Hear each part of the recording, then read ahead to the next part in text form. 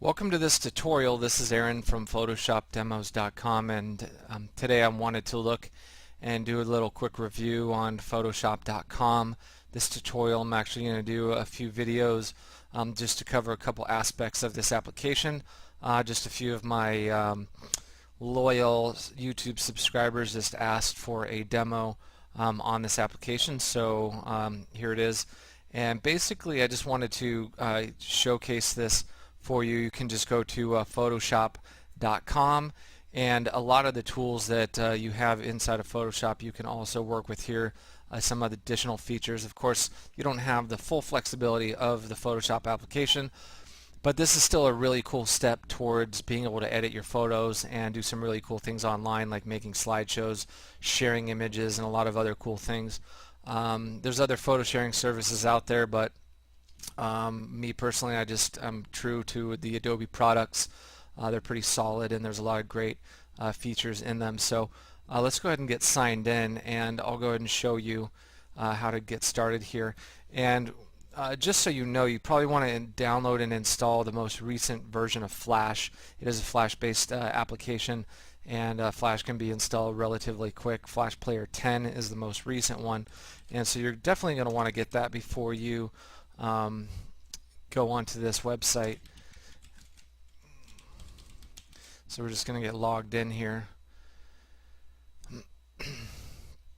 And the cool thing really about this particular online Photoshop is that when you actually create an account, you get your own domain name. So once you sign up, you'll actually have your own name in replace of the www, so you'll actually have your own account. So if I go, you actually have an address book too. You can go in here and load some different emails in, and a lot of different features. So when you click on My Photos, you actually go right into your photo album. Now when you first upload images, they're just going to go into your library. They're not specifically going to go into an album. So what you'll do is you'll basically go to Upload Photos. That's going to go to your local desktop, and then if you want your images to be renamed a little better, then you basically will rename it here. Go and click that, open, and it's going to basically ask you to upload to the library or upload to a new album, or do you want to upload them to an existing album. I'm just going to upload them to the library for right now because I want to show you a couple things, and that image is now going to upload into my library of images. And once that's inside of this application, I can then manipulate, I can do any kind of editing that I want, as well as making a really cool slideshow that I can pass around to my family and friends, or put on my website, my blog, wherever I choose to. So that's a pretty cool thing to be able to do. So just give it a second here. The file that I uploaded was a little bit large. If your photos are kind of small, you can go ahead and it'll probably go a little bit faster, but there is a limitation. I don't think this is like unlimited photo editing or uploading, so you may have to just keep tabs on your account status and the size of the actual account. So now that this is 100% uploaded, what we can go ahead and do is then we can either close this box out. It'll basically finish out, and you're just going to click done. And once your photo is then uploaded, you can go into All My Photos, and you can basically zoom this out, and you'll see all your photos here. Now the cool thing about this too is you can actually go in, you can label these by a rating. You can rate them from 1 to 5, and then go ahead and add your description in here, and then also add your tags in for easy browsing and finding your photos later on. You can browse for tags up here later on and to find all your images. There's a variety of different viewing planes here. You can go into the mode here where it's just more like little thumbnails.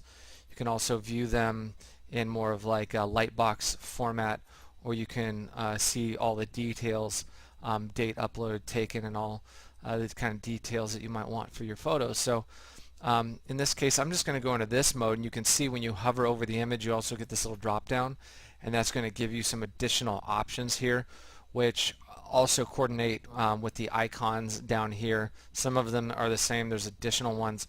Now, if you want to go into the photo editing mode, you just click this editing button here.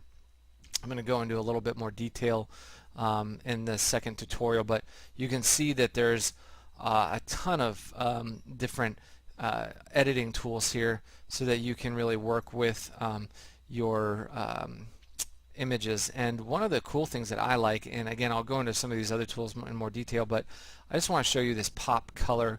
What it does is it selectively pulls colors from the image and then adds them up here, and then you can actually see that it's going to just turn the entire image black and white and just leave that one color in your image. So you can choose a variety of different colors. You can click on like the grass, or you can click on different colors maybe inside of here, and what that's going to do is give you a whole range of different colors that you can pop out of that photo. So you can really create some very artistic, really unique looking images just in a matter of seconds without really having to know the full details of Photoshop, because even Photoshop isn't even quite this powerful. At least the CS3 one doesn't work exactly this quick with this type of editing. So very cool little tool there.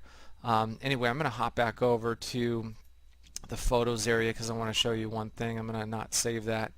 Hop back over here. And the really cool thing about all of this is when you're kind of working on your photos and getting it all organized, you can actually literally click and drag your images into your other albums.